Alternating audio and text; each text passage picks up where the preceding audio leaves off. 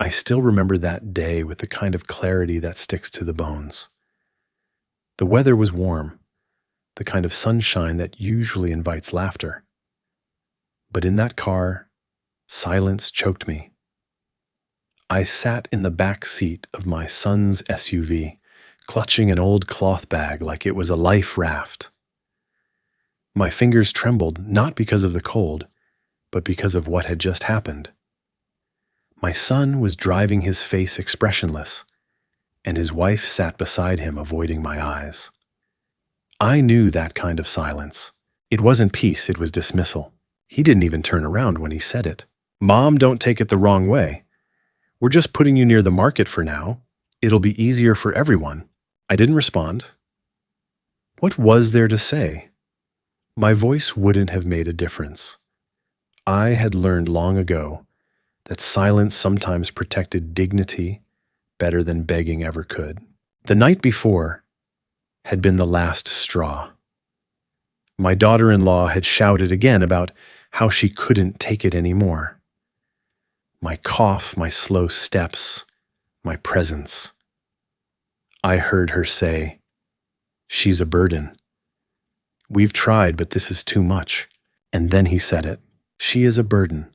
He didn't yell, he didn't curse, just that simple sentence, calm, final, like reading out a diagnosis. I stared at the tiled floor as the word echoed in my ears, burden. How did we get here? Was this what all those years amounted to? I had raised him alone after his father died. I used to go out before sunrise to sell sticky rice, wash dishes, do sewing for factories at night. I never complained, not even when my hands cracked from detergent or my knees ached from squatting too long. Every single bowl of rice that reached his lips had my sweat behind it. But now I was inconvenient, a problem to be relocated. I had no anger left. I wasn't even surprised, just hollow. The car slowed. We pulled up near the market, but not close enough to the front stalls. Instead, he turned toward an alley that curved toward a series of underpasses. It smelled of mold and iron. A place where no one would look twice if you disappeared. "Just wait here, okay?" he said, avoiding my gaze. "I'll call someone to check on you later." He didn't even lie well. I opened the door and stepped out. My knees were stiff. My back protested. I turned slowly to look at him, but he didn't look back. The car pulled away. And just like that, I stood alone. At first, I didn't move. I just stood there. Not crying. Not speaking. Only my fingers clenched the handle of the bag tighter, as if I could squeeze the past back into my present. The wind picked up, bringing with it the sharp smell of old oil and damp concrete. I looked around beneath the overpass. Some old mats and tattered tarps fluttered weakly like flags of invisible nations. I had seen others here before, old women like me. Men with missing teeth and silent stares, the forgotten. That night I slept sitting up with my back against a cold pillar and my bag on my lap. Every time a car passed overhead, the whole bridge seemed to shiver. And so did I. But what haunted me most wasn't the cold. It was his voice. "She is a burden." I repeated the words in my mind until they lost all meaning. Maybe if I said them enough, they'd stop hurting. I wasn't angry at my son. Not truly. Anger requires expectation, and I no longer expected anything. But I couldn't help remembering. I remembered when he had chickenpox and I stayed up all night rubbing cooling gel on his back. I remembered how I sewed his school uniforms by hand because we couldn't afford to buy new ones. I remembered how he used to run to me with scraped knees and call me Mama, like it was the safest word in the world. When did Mama turn into burden? Maybe time doesn't betray us. Maybe it simply reveals the truth. I knew I wasn't the only one. The bridge held whispers of others who had been called too much, too old, too slow.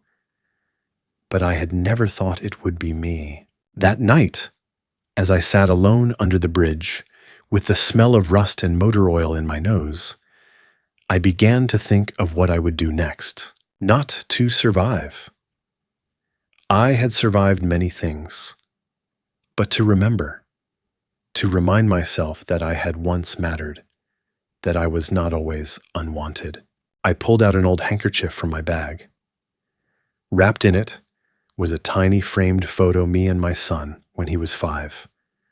We were both smiling. He was holding a balloon. I had no wrinkles back then, only tired eyes and a fierce love. I placed the photo beside me and leaned back against the concrete pillar. I didn't sleep, but I didn't cry either, because even in the dark, even with nothing left, I still had that photo. I still had the truth of who I had been, and no one, not even a son, could take that from me. They say when you're old, your memories become sharper than your vision. That's true for me. The past isn't a haze, it's a reel of scenes playing vividly behind my eyes. I was never a soft woman.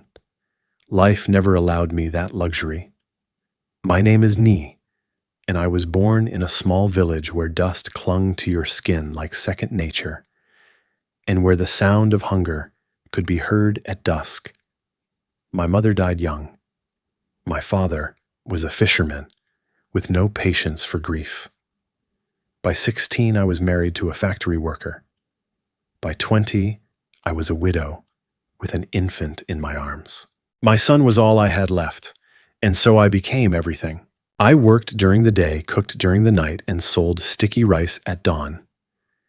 My hands were never without calluses. I didn't mind.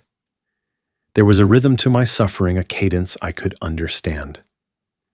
When he got sick, I learned home remedies and boiled leaves through the night. When his shoes tore, I patched them with whatever fabric I could find.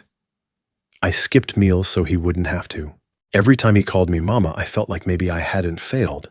We lived in a room barely big enough for 2 mats, but it was filled with warmth, my warmth. I remember how I made toys from tin cans, how I used to sing old lullabies while washing clothes in the metal basin outside. The neighbors called me strong. They didn't see me cry into the sink when he slept. I never remarried. Not because no man asked, but because I didn't want anyone who would ask me to choose between them and my son. My boy needed everything I had, and I gave it all freely. I remember one night when he was about 12. He came home from school with bruises on his cheek. Some older boys had bullied him. I held him that night like I did when he was small, whispering that life would get better, that he just needed to keep studying, keep walking forward, and he did.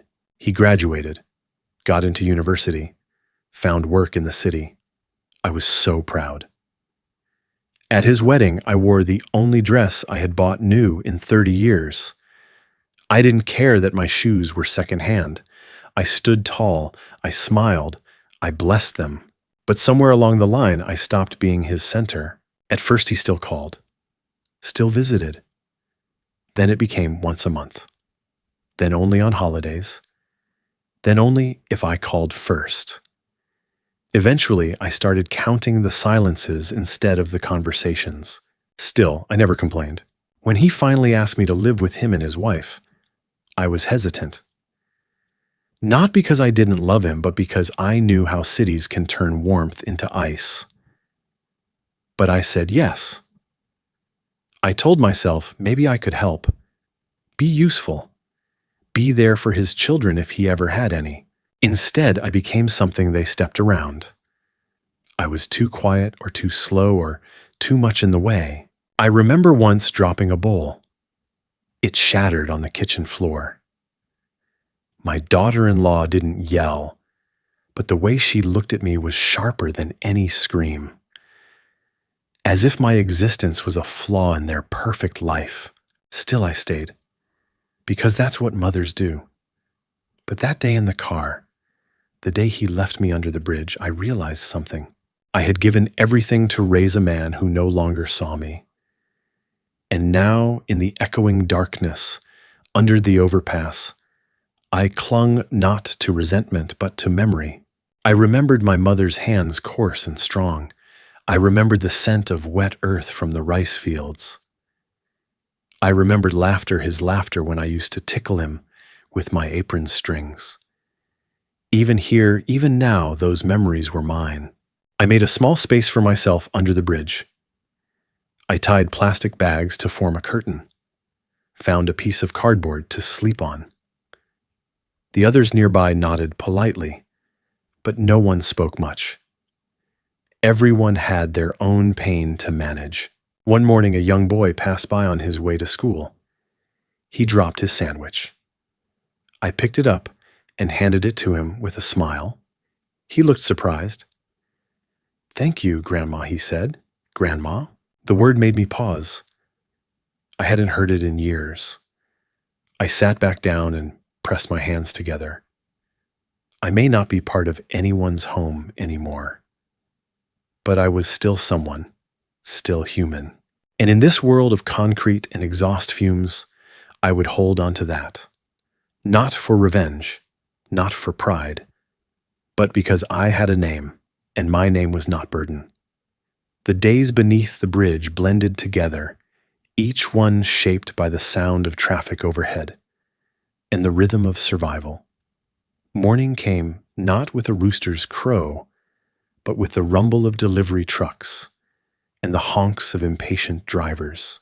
It was a strange kind of dawn, one where light trickled in through cracks in concrete rather than shining through windows. I created a routine, as all humans do when we need to survive. Every morning I folded the threadbare blanket someone had given me and stored it neatly inside a broken suitcase I'd pulled from a trash heap. I'd brush my hair with a plastic comb missing 3 teeth. Then I'd set out with my old rice sack to search for recyclables, plastic bottles, cans, cardboard, anything that would earn a few coins. My knees weren't what they used to be, but I learned how to move carefully. I greeted shopkeepers with gentle bows. Some gave me things without a word. Others ignored me completely. I didn't blame them. Most people don't want to see someone like me. We are reminders that stability is fragile. The money I earned was barely enough for 1 meal a day. Some days I bought a small loaf of bread. Other days, a handful of boiled peanuts. On lucky days, I'd treat myself to a warm bowl of porridge from a street vendor who didn't ask questions. I became invisible and visible all at once. Invisible to those who chose to walk past me. Visible only when people needed to feel grateful for their own lives. One day, a group of volunteers came with cameras and gift bags. They handed out instant noodles and bottles of water. They took photos of us smiling with their company's banner. I thanked them, of course. But when they left, I noticed they hadn't asked a single person their name. Not even once. Names are powerful. Mine is Nai. It means little girl in Vietnamese. My mother used to whisper it when she tucked me in at night, long before the world turned me into a tired old woman with swollen joints and sun-darkened skin.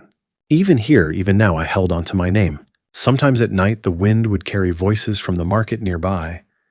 Laughter gossip, someone singing karaoke off-key. I'd close my eyes and pretend I was still a part of it, that I was in my kitchen stirring soup waiting for my son to come home. But reality was never far. The cold settled into my bones, my body ached in places I never knew could ache, and yet I endured. Then something changed. One afternoon, as I was digging through a dumpster behind a small restaurant, a voice called out, "Excuse me, Grandma, are you okay?" I turned and saw a girl maybe in her early 20s. She wore a student's backpack and had kind eyes. Her name was Lan. "I see you here sometimes," she said gently. "Do you live nearby?" I hesitated, unsure if I should lie, but I nodded. She didn't flinch, didn't look away. Instead, she took out a container from her bag. "I brought extra rice and fish cakes. I was hoping you'd take some." I almost refused. Pride is a strange companion. Even when you have nothing, it whispers that you shouldn't take too much. But I was hungry, and she had offered it with respect, not pity. So I took it. That night, I ate a full meal for the first time in weeks, and I cried. Not from sadness, not from pain, but because someone had seen me. Lon returned the next day, and the next, sometimes with food, sometimes just to sit beside me and talk. I told her about my childhood, about the river behind our old house, about the way my son used to sing himself to sleep. She listened not with polite interest, but with genuine attention. She asked me what I used to dream of. "No one's asked me that in 50 years, I said. She laughed. "Well, I'm asking now." I thought for a long moment. Then I said I used to dream of opening a small soup stall. Just a few tables, nothing fancy. But the kind of place where people felt warm inside. She smiled. "You'd have been great at that." For a while I let myself believe it. Lon began writing down my stories. She said she wanted to share them, not to exploit, but to remind others that every person, even those sleeping beneath bridges, carries a world inside them. I didn't know what that meant at the time, but I trusted her. Then one day I saw something strange. A group of young people arrived at the bridge. They were carrying cleaning supplies, mats, bags of clothing. One of them approached me and said, "Ms. Lon told us about you. We want to help." They cleaned my corner, gave me a thicker blanket. One girl brought an old radio that still worked, and they called me by my name. Not hey, not grandma, not old lady. They said Nye. It was such a simple thing, but it stitched something back together inside me. That night, I listened to music on the radio. Old Vietnamese ballads I hadn't heard in years. I sang softly along my voice, shaky but sure, and for the first time since I had been left under this bridge, I felt like I existed again. If you had asked me in my younger years what justice looked like, I would have given you bold answers. Something loud, something certain, something that turned heads and shook walls. But under the bridge, with my bones aching and my voice raspy, I learned that justice can be a quiet thing. It doesn't always roar. Sometimes it whispers in the ears of the kind-hearted. Sometimes it simply comes in the form of being seen. Lon's visits changed more than my daily meals. They changed how others looked at me. She had posted some of my stories online. Photos too, though never ones I didn't approve. She asked every time, "Is it okay if I share this part of your life, Auntie Nee?" she'd ask. And each time I nodded, touched by the respect in her voice. The stories reached people. I didn't know how social media worked, but I knew the effect. Strangers began stopping by, not just to donate, but to listen.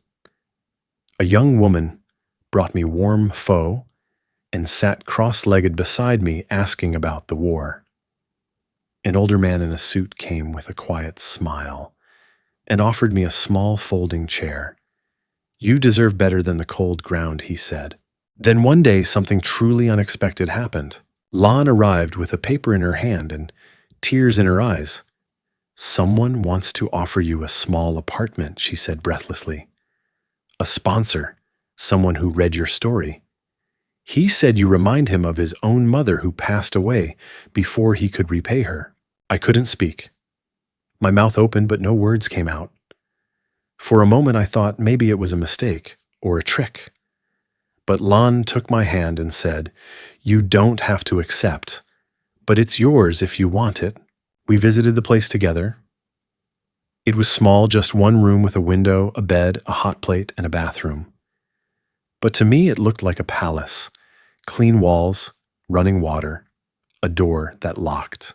For the first time in years, I slept without the hum of traffic overhead or the sharp smell of fuel. I wept that night, and the next morning I cleaned every corner. Not because it was dirty, but because I wanted to make it mine. I found an old scarf to hang near the window. Lon brought a potted plant. "Everyone needs something green," she said. Days passed, then weeks. I adjusted to the silence, the safety, the new rhythm of dignity. I no longer scavenged for food, though I still took walks to the old bridge, leaving meals and water for those who remained. And then my son showed up. It was late afternoon when he arrived. I recognized the knock, hesitant, uneven. I opened the door and there he stood, older, grayer than I remembered, but the same furrow in his brow, the same uncertain eyes. "Ma," he said, voice thick. I didn't speak. "I saw the stories online," he said, looking at the floor. "I didn't know things had gotten so bad." I almost laughed. Didn't know or didn't care to ask.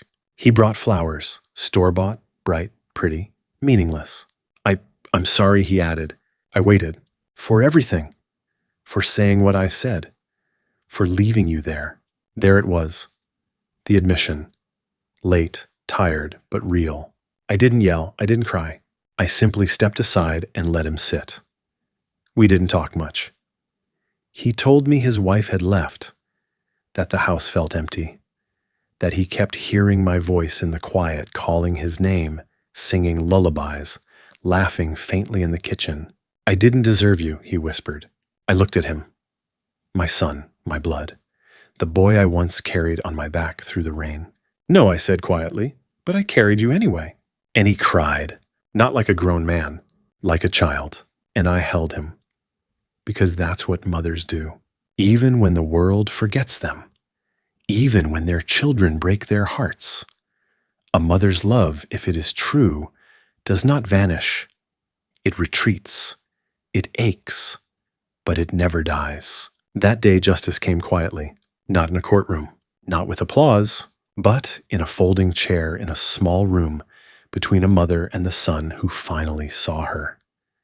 I'm writing this now, not because I expect anyone to read it, but because some stories deserve to be told aloud, even if it's only to the walls of a quiet room. My life has been longer than I once thought it would be. And in that length, it has gathered both bitterness and beauty like dust on old wood. I used to believe that to matter meant to be important to many. But now I know to matter is to be remembered by even one heart. There are mornings when my legs are slow to respond. The joints creak. My breath comes shallow. But when I sit by the window and let the light warm my face, I remember that each day is a gift, not because it is full of grandeur, but because it is mine, entirely mine. Sometimes Lan still comes by. She brings pastries and questions. Her voice is always bright, but her eyes are deeper now. She tells me how she's working on a collection. My story will be the first chapter. I asked her once, what if people don't care about an old woman's tale? She just smiled. Then they'll miss the truth hiding in plain sight. That truth is simple. I was never just a body aging in silence. I was a mother, a worker, a fighter, a believer. I was someone who dared to hope when the world offered none. The bridge I once called home is still there. I visit it like one might visit an old friend briefly, tenderly. Sometimes I leave a note under the loose brick where I used to keep my tea can. I don't know if anyone reads them, but I like to imagine some lost soul finds my handwriting and thinks someone was here before me. Someone survived. My son calls me now. Not out of guilt, but with care. We speak about the weather, about his classes, about the way the city has changed. He still doesn't say much about the past, but that's all right. Some apologies live in actions, not words. He took me to the beach last month. I hadn't seen the ocean in 40 years. I cried when my feet touched the sand. He held my elbow as we walked slowly by the water. And when I looked at him, I didn't see the man who left me under a bridge. I saw the boy who used to fall asleep on my chest. People change, sometimes too late, but sometimes just in time. I've written letters for when I'm gone. One for Lan, one for my son, one for the kind people who helped me find my way back to myself. They're not grand, just small reminders that I saw them, that they mattered. And I've left one letter for the next old woman who might end up where I once was. In that letter I wrote, "You are not a burden. You are a story still being written. Hold on, light comes, and with it love." Now as I sit by my window, a cup of warm tea in my hands, and the afternoon sun casting golden light across my notebook, I feel something close to peace. Not the peace that comes from a life free of pain, but the peace that comes from surviving it. And if this is the last thing I write, let it be this.